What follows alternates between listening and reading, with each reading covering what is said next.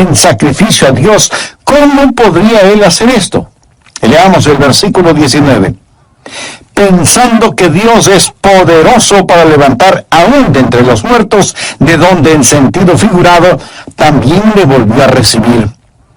Mi amigo, le puedo asegurar que Dios le mandará pruebas y dificultades para ver si su fe es verdadera, genuina. Las pruebas, las dificultades y tentaciones son de dos clases. El diablo nos empuja, nos tienta a que hagamos lo malo y causa nuestro tropiezo. Dios nos prueba para que hagamos lo bueno y causa que estemos firmes. Y lo que Dios quiere hacer es que nuestra fe sea fuerte y pura. Anota el margen el siguiente versículo, 1 de Pedro 1:7.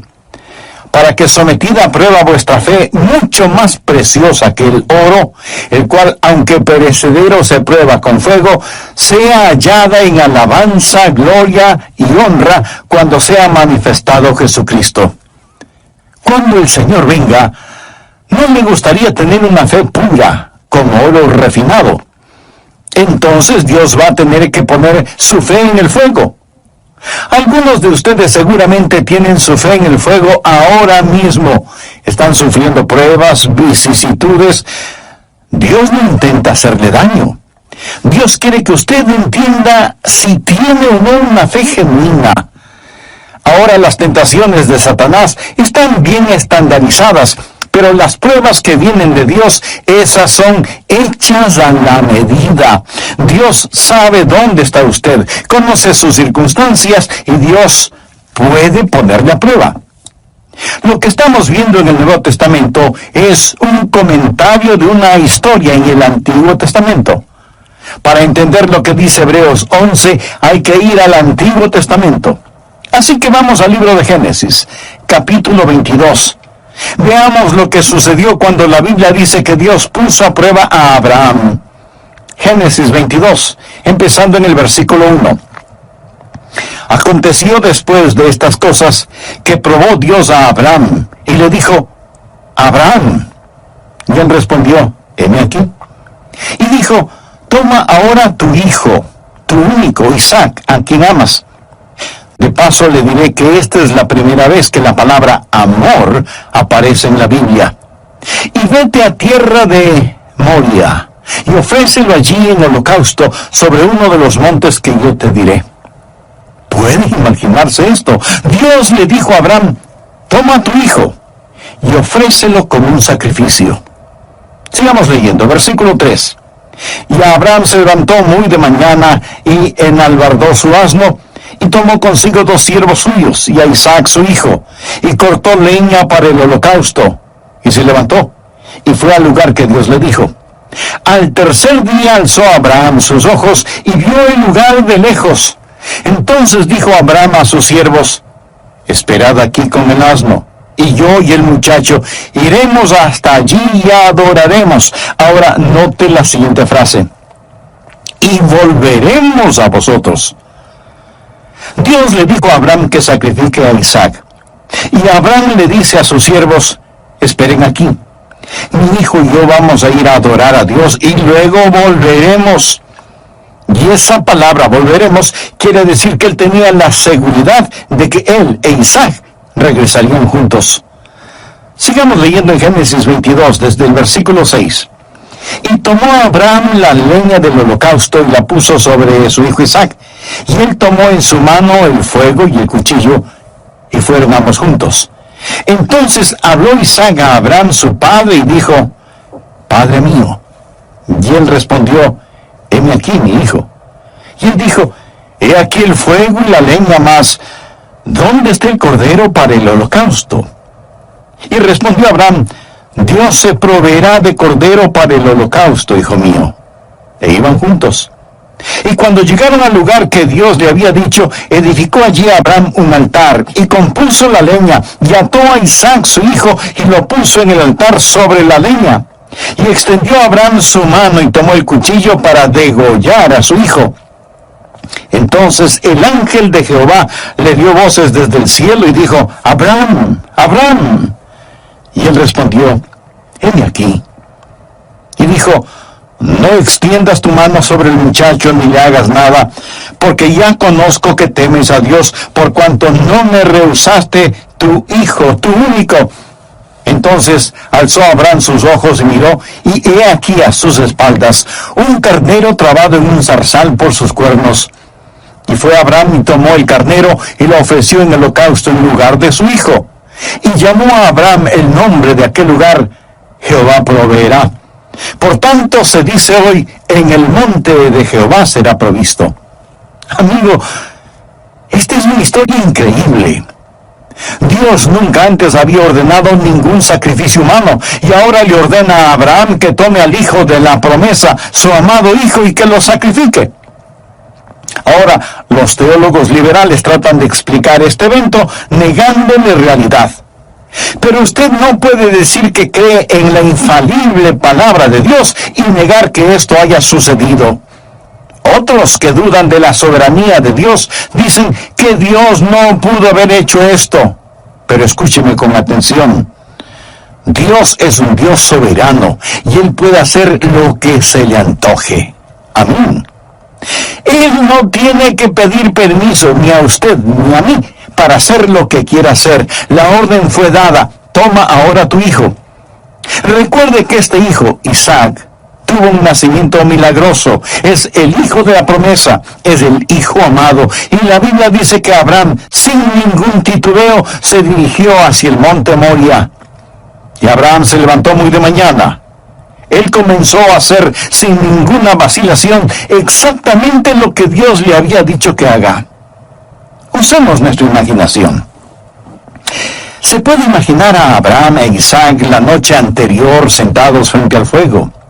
Se puede imaginar lo que Abraham habrá sentido, mirando el rostro de su querido hijo, preguntándose cómo le diría lo que tenía que decirle, cómo explicarle. ¿Qué es lo que dirá Isaac a todo esto? ¿Sería capaz de soportar su mirada? Amigo, póngase por un instante en el lugar de Abraham. Dios va a probar su fe pidiéndole que haga algo que a lo mejor le sorprenda. No que renuncie a las cosas malas y equivocadas, eso debe hacer el creyente en forma diaria, sino que renuncie a las cosas buenas. Sería relativamente fácil si Dios nos pidiera renunciar a las cosas malas, renunciar a la mentira, al robo, a la murmuración y al orgullo, y así demostramos que le amamos. Pero no es eso lo que Dios está pidiendo. Dios le había dado a Abraham una posesión maravillosa, un hijo. Dios le había dado a Abraham un programa, haré de ti una gran nación, y Dios le había dado a Abraham una promesa, lo haré. Pero ahora parece que Dios está pidiéndole a Abraham que le devuelva todo eso. Ahora, hay algunas cosas a las que renunciamos por el Señor. Pero la prueba de fe que está enfrentando Abraham no es lo que él renuncia por el Señor, sino que devuelva las bendiciones que Dios mismo le había prometido y le había dado. Voy a hacerle una pregunta con la que estuve luchando antes de preparar este mensaje. ¿Está usted listo a devolverle a Dios sus bendiciones? Note que no estoy preguntando si está usted listo a renunciar a sus pecados. ¿Está usted listo a devolverle a Dios las bendiciones que le ha dado? Eso es lo que Dios le pidió a Abraham que haga. Hoy quiero dejar 3 preguntas en su corazón para ver si su fe puede pasar la prueba. Primera pregunta. ¿Puedo confiar a Dios las posesiones que Él mismo me ha dado? Retornemos al libro de Hebreos capítulo 11, versículo 17. Por fe Abraham, cuando fue probado, ofreció a Isaac. Y el que había recibido las promesas ofrecía a su unigénito.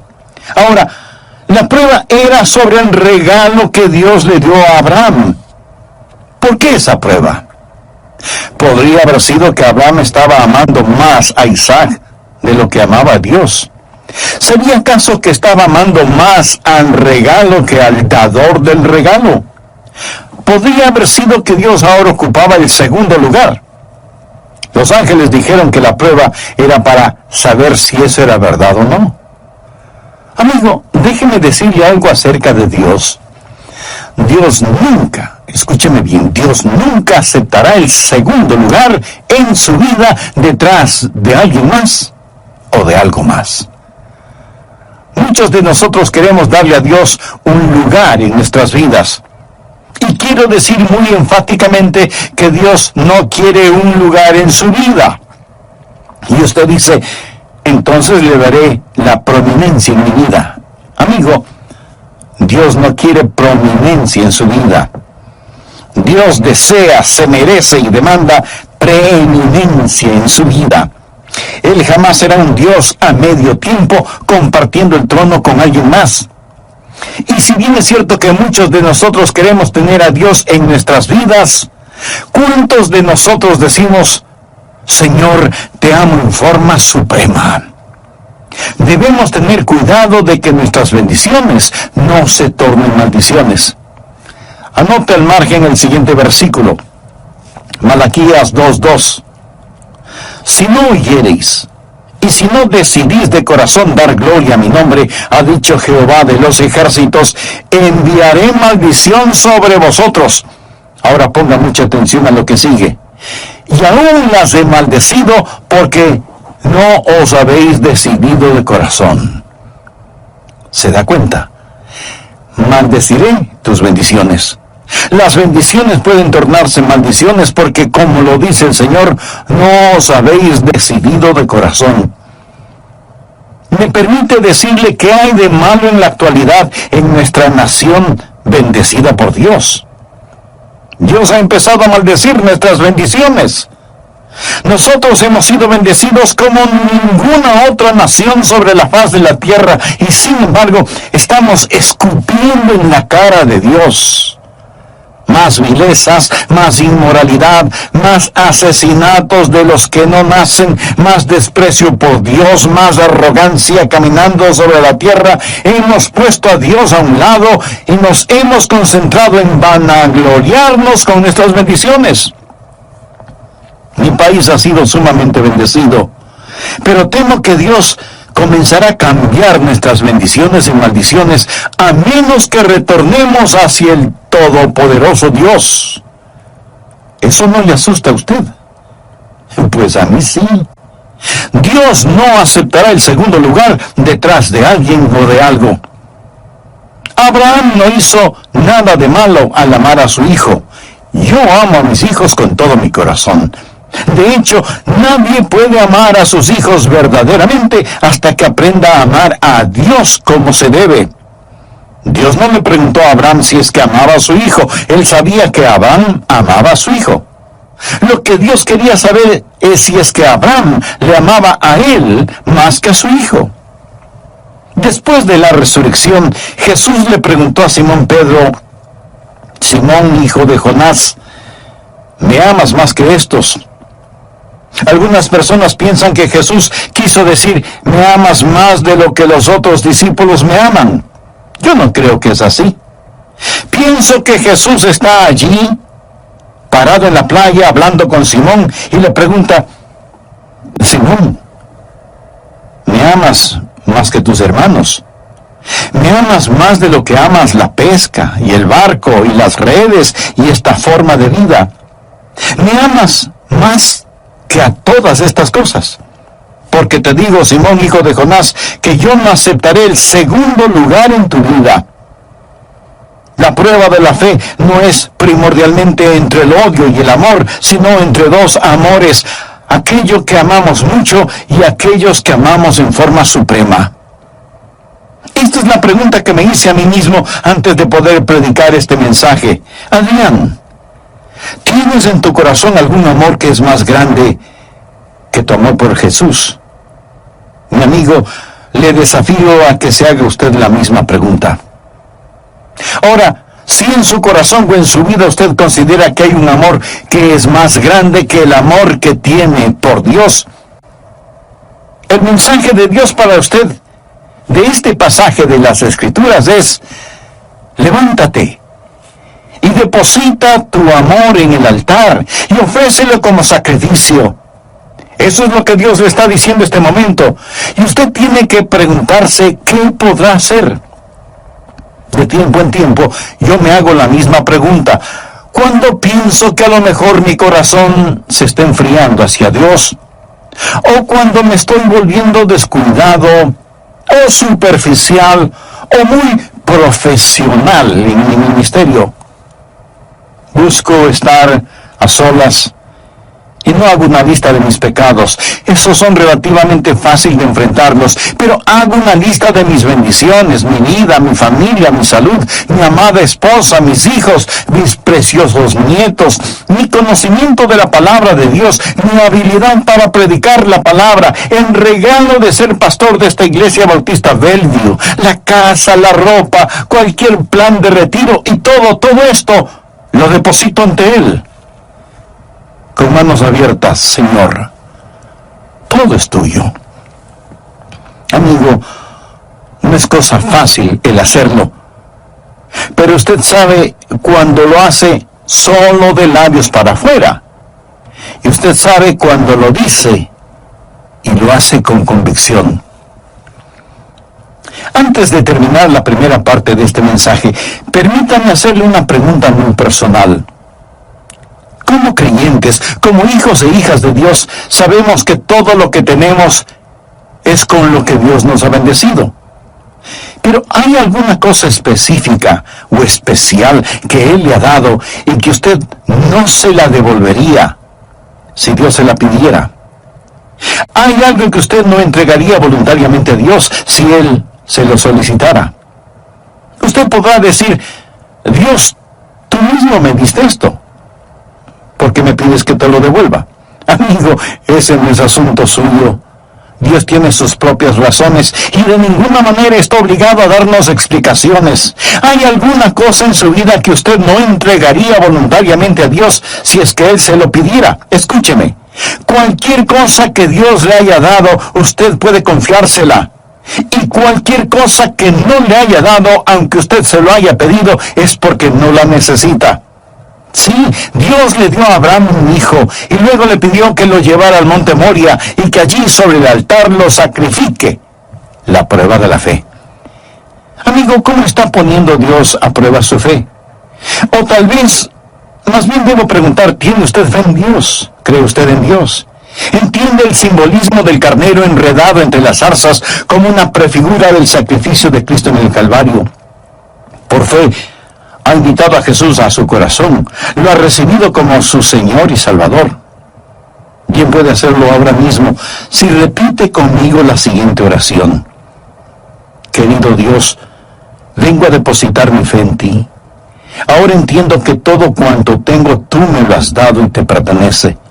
Y aún por medio de tu Hijo, el Señor Jesucristo, quieres darme perdón y vida eterna junto a ti. Señor Jesús, te recibo como mi Salvador y deseo que seas el Señor de mi vida. Lo pido en tu santo nombre. Amén. Siervo de Dios, Warren Wiersbe. La fe que no puede ser probada, no puede ser confiada. Y eso es absolutamente cierto. Por ejemplo, si usted necesita una intervención quirúrgica, ¿se dejaría operar por un doctor que es un mal cirujano? Probablemente no. ¿O aceptaría viajar en un avión que nunca ha sido probado? Mi amigo, todos los seres humanos queremos tener una fe confiable. Por eso, la fe que no puede ser probada no puede ser confiada. Ahora bien, le puedo asegurar que Dios le mandará pruebas y dificultades para ver si su fe es verdadera, genuina. Las pruebas, dificultades y tentaciones son de dos clases. El diablo nos empuja a que hagamos lo malo y causa así nuestro tropiezo espiritual. Dios nos prueba para que hagamos lo bueno y causa así que estemos firmes en nuestra vida espiritual. Y Dios quiere que nuestra fe sea fuerte y pura. Por favor, anote al margen el siguiente versículo, 1 de Pedro 1:7. Para que sometida a prueba vuestra fe, mucho más preciosa que el oro, el cual, aunque perecedero se prueba con fuego, sea hallada en alabanza, gloria y honra cuando sea manifestado Jesucristo. Cuando el Señor venga, ¿no le gustaría tener una fe pura como oro refinado? entonces Dios va a tener que poner su fe en el fuego. Algunos de ustedes seguramente tienen su fe en el fuego ahora mismo. Están sufriendo pruebas, vicisitudes y hasta tragedias. Escúcheme. Dios no intenta hacerle daño. Más bien, Dios quiere que usted entienda si tiene o no una fe genuina. Y Dios va a probar su fe pidiéndole que haga algo que a lo mejor le sorprenda. No tanto que renuncie a las cosas malas y equivocadas, eso debe hacer el creyente en forma diaria, sino que renuncie a las cosas buenas. Sería relativamente fácil si Dios solo nos pidiera renunciar a la mentira, al robo, a la murmuración y al orgullo, si así demostramos que le amamos. Pero no es eso lo que Dios está pidiendo. Dios le había dado a Abraham una posesión maravillosa, un hijo. Dios le había dado a Abraham un programa, haré de ti una gran nación. Y Dios le había prometido que lo haría, pero ahora parece que Dios está pidiéndole a Abraham que le devuelva todo eso. Ahora, hay algunas cosas a las que renunciamos por el Señor. Pero la prueba de fe que enfrentó Abraham no fue lo que él renunciaba por el Señor, sino que tenía que devolver las bendiciones y promesas que Dios mismo le había dado. ¿Está usted listo a devolverle a Dios sus bendiciones? Eso es lo que Dios le pidió a Abraham que haga. Quiero dejar 3 preguntas en su corazón para ver si su fe puede pasar la prueba. Pregunta número 1. ¿Puedo confiar a Dios las posesiones que Él mismo me ha dado? Leamos Hebreos 11:17. Por fe, Abraham, cuando fue probado, ofreció a Isaac, y el que había recibido las promesas ofrecía su unigénito. Ahora, la prueba era sobre el regalo que Dios le dio a Abraham. ¿Por qué esa prueba? Podría haber sido que Abraham estaba amando más a Isaac de lo que amaba a Dios. ¿Sería acaso que estaba amando más al regalo que al dador del regalo?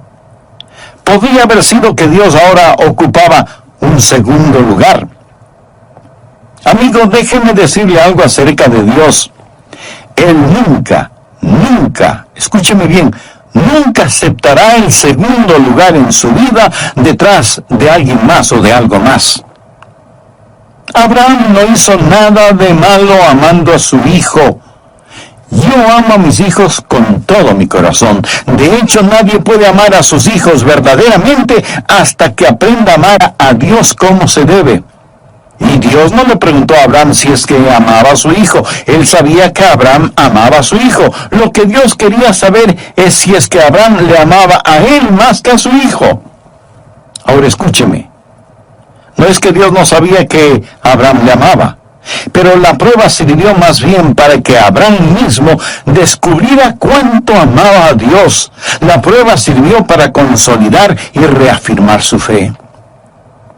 ¿Hay alguna cosa específica o especial que Él le ha dado y que usted no se lo devolvería si Dios se lo pidiera? ¿Hay algo que usted no entregaría voluntariamente a Dios si Él se lo solicitara?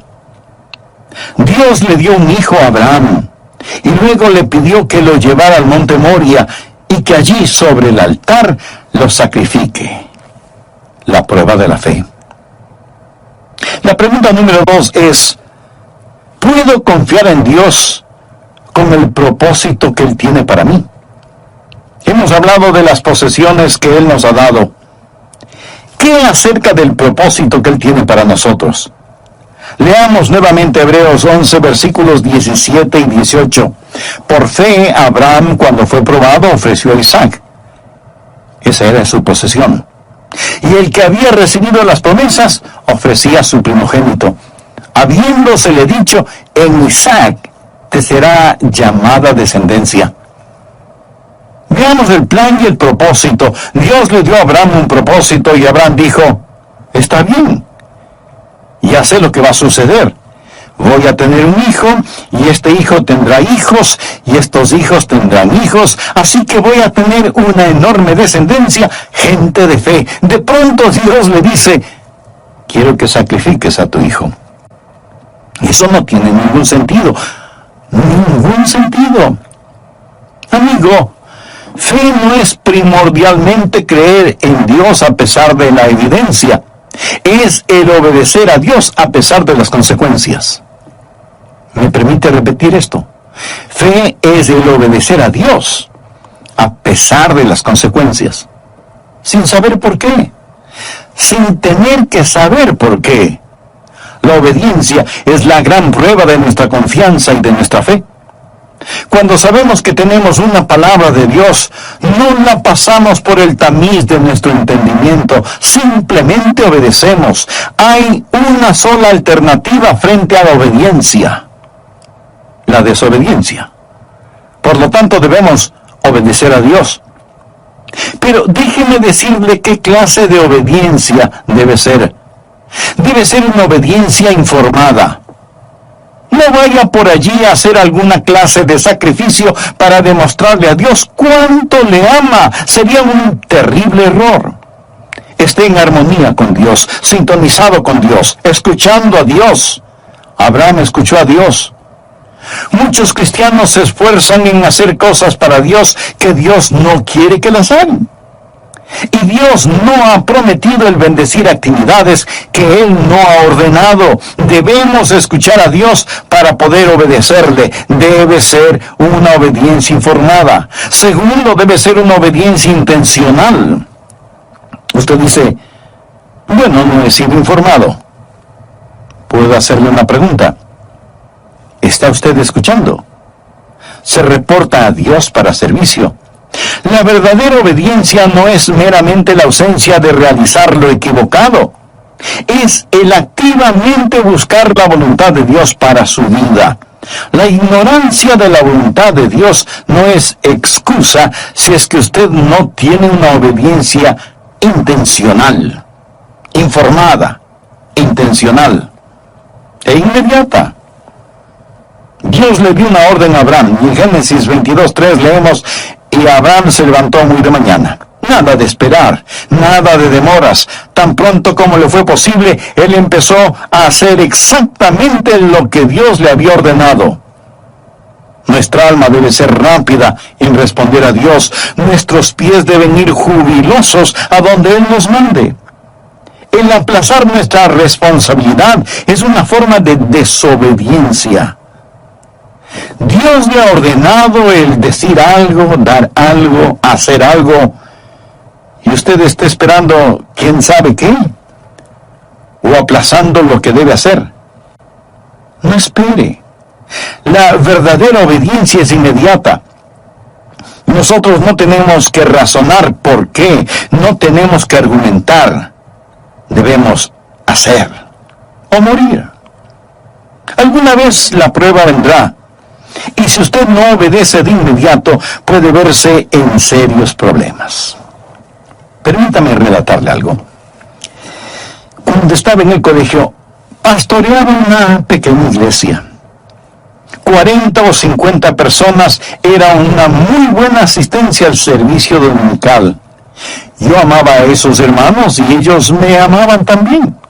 Cuando me gradué en el seminario, un par de pequeñas iglesias en la Florida me ofrecieron el pastorado. Sus cartas me llegaron el mismo día, y ambas decían prácticamente lo mismo. Hermano Rogers, creemos que usted debe ser nuestro pastor porque hemos orado sobre este asunto.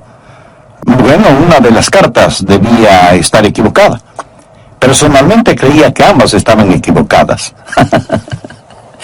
Así que les contesté, muchas gracias, pero no, gracias. La pequeña iglesia de Fort Pierce me volvió a escribir. La asistencia dominical en esa iglesita era menos de 100 personas. Y en su carta me dijeron, hermano, creemos que usted es el hombre de Dios para nosotros. Y yo no pude sacar eso de mi corazón, aunque francamente, después de 8 años de estudio, yo esperaba tener una congregación de más de 100 personas. Pero finalmente les contesté, está bien, acepto su invitación. Y a los hermanos de la pequeña iglesia de Waveland, en Mississippi, les dije, hermanos, Dios me ha llamado a otra iglesia y debo ir. Yo sabía que algunos de ellos iban a oponerse, así que traté de ser algo poético cuando dije: una mano perforada me señala el camino hacia la Florida y debo ir.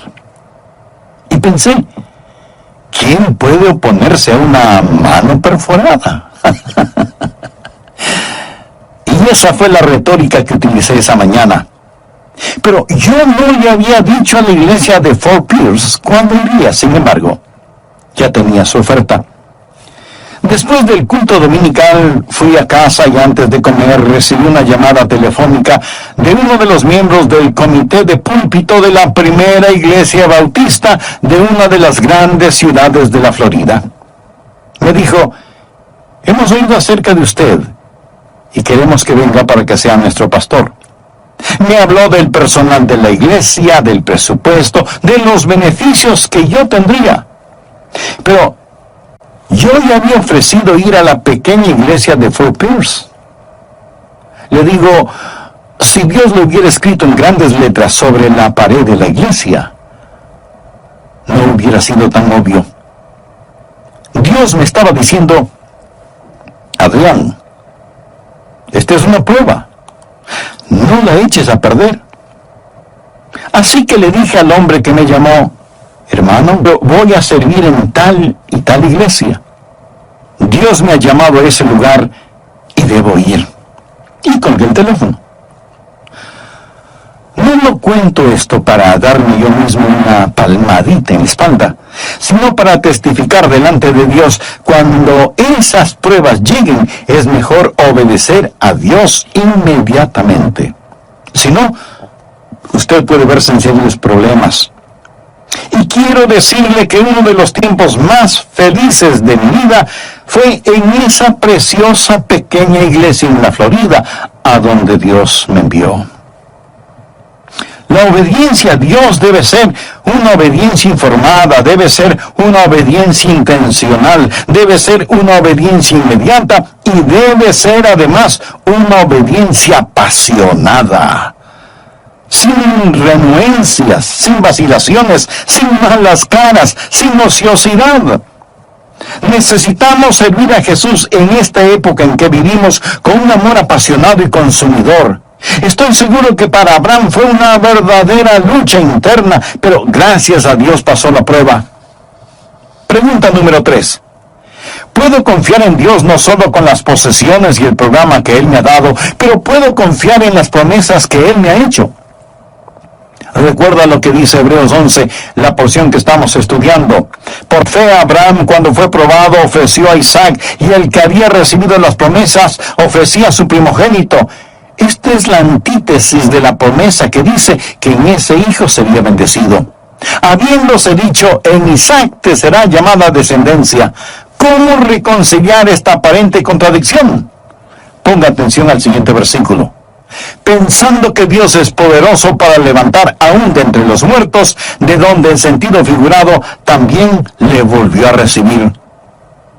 Abraham ya había aprendido que Dios es el Dios de los imposibles. Le había dado un hijo cuando tenía 100 años de edad. Se imagina a Abraham saliendo de la carpa en donde su esposa había dado a luz, caminando temblorosamente apoyado en un bastón y diciendo emocionado: ¡es un varón! ¡Es un varón! Abraham 100 años de edad, su esposa Sara 90 años de edad y su vientre totalmente estéril. Ellos supieron muy bien que Dios es un Dios de milagros y su fe fue firme para creer a Dios. Abraham no sabía lo que Dios iba a hacer, sencillamente sabía que lo haría y Dios lo hizo. Dios no permitió que Abraham sacrificara a Isaac. ¿Por qué? Escúcheme. No era a Isaac que Dios quería a Abraham. Y le dijo: ahora sé que me amas más de lo que amas cualquier otra cosa. ¿Cuál es el corazón, el núcleo de este mensaje? Ponga atención. Si lo ama, déjelo ir. Si es que es suyo, lo tendrá de regreso. Y si no lo es, usted será librado de un destino peor que la muerte, si es que se aferra a algo que será un impedimento para su vida espiritual. Jesús dijo: porque todo el que quiera salvar su vida la perderá, y todo el que pierda su vida por causa de mí y del Evangelio, la salvará. Dios está diciendo, pierde tu vida por mí y la encontrarás. Hebreos 11:19 declara, pensando que Dios es poderoso para levantar aún de entre los muertos.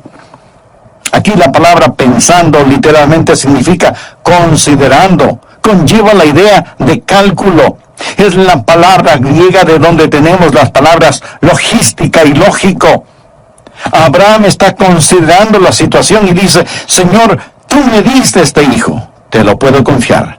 Dios, tú tienes un propósito, puedo confiar en ti. Tú me hiciste una promesa y sé que mantendrás tu palabra porque tú no mientes. No tengo que entenderlo, no tengo que filtrarlo por el tamiz de mi conocimiento. ¿Y sabe qué? Dios le devolvió su hijo. Y Abraham llamó ese lugar Jehová Jireh, o sea, Dios proveerá. Allí había un carnero que tomó.